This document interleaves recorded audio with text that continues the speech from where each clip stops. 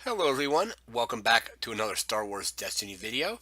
Yesterday Fantasy Flight released a new errata and balance in the Force for Star Wars Destiny. I'm going to go through the changes and discuss them, let you know what I think of these balances here. So first up in the balance of the Force, both Snoke and Aayla Secura have been dropped back to their original point cost of 1013 and 912. So 1013 for Snoke and 912 for Aayla. So I believe the reason Snoke got his points reset back to what they were was they have eroded his power action. So first errata here is for Snoke. It should now read power action. Deal 1 damage to another one of your characters to resolve one of its character dice showing damage, increasing it by 2.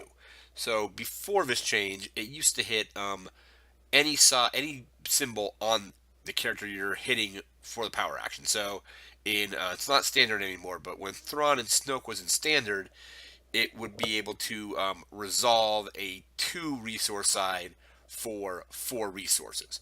I played against a Cad Bane Snoke deck at the Store Championships that first turn was they were able to resolve a 3 damage for 5 damage at one point, and then there was also later in the game were able to resolve his discard for I forgot exactly how many he discarded, but I think he discarded like you had to pay a resource for it, but discarded 4 cards.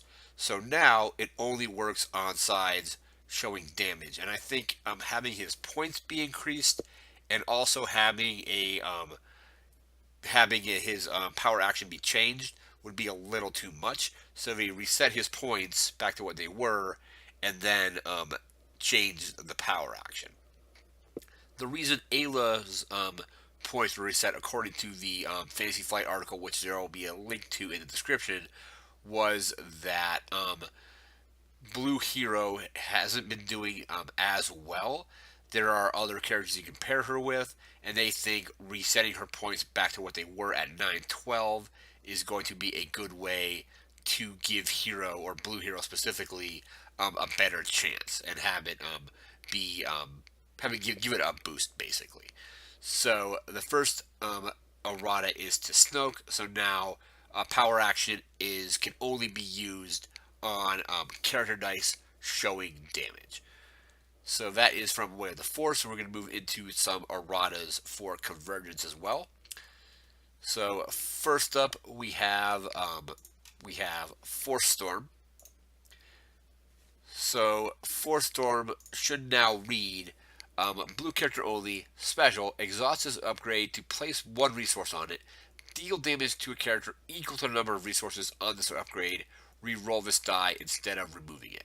So before this, you would be able to just, it was special, place a resource on it, and then deal damage equal to the number of resources. So you were able to ramp that up very quickly and have just Force Storm do a ton of damage. So now Force Storm is going to get exhausted, which means you are going to only be able to place 1 resource on it per round, unless you have a way to somehow unexhaust it.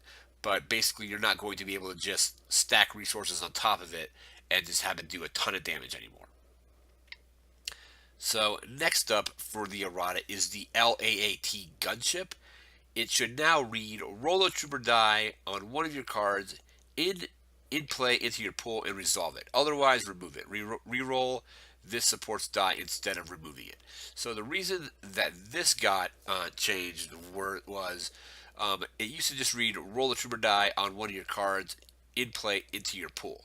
So they would basically use it with Kess Dameron to roll in and then constantly focus to the special on this and constantly roll stuff in again and again and again. So now, once the die is rolled in, it has to either be immediately resolved or it has to be removed. So you're not going to be able to constantly just do shenanigans with the gunship. Now the character either you resolve it or remove it once the trooper die gets rolled back in. We also have errata to Watto. So Watto used to read basically this character's dice cannot be removed by opponent's events. Now they've changed it to only be able to only blue events cannot be used on Watto. So they said it was just very strong, basically not being able to be removed pretty much at all with any type of event. So blue events, yellow events, red events. Basically, no events could get rid of his dice. And now it's been changed to only be immune to blue events. So blue events won't work on him, but stuff like easy pickings will now work on Watto. And they just thought that was just really strong, having the ability to basically have dice that were pretty much unmitigatable. So now it's also thematic because mind tricks don't work on Watto. So now basically blue events that remove dice won't work on his dice, but other colors will be able to remove dice.